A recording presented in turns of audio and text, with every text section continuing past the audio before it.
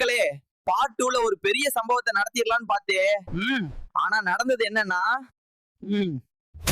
Darling மாமா வந்திருக்கே, கதவை திறடி. ஒரு வானவில்லின் பக்கத்திலே வாழ்ந்து என் வாசல் மட்டும் நினைக்கும் இந்த வானவில் தாயோலிங்க தொல்லை தாங்க முடியலடா. அத விடுறா, வாடா டீ குடிக்க போலாம். அண்ணா ஒரு டீ. அண்ணே, எனக்கு ஒரு sweet bonda, sweet bajji, sweet samosa.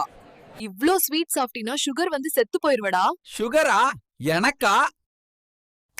கத்தரையே நீ பாடு, சக்கரையே வராது. கத்தரையே நீ பாடு, சக்கரையே வராது.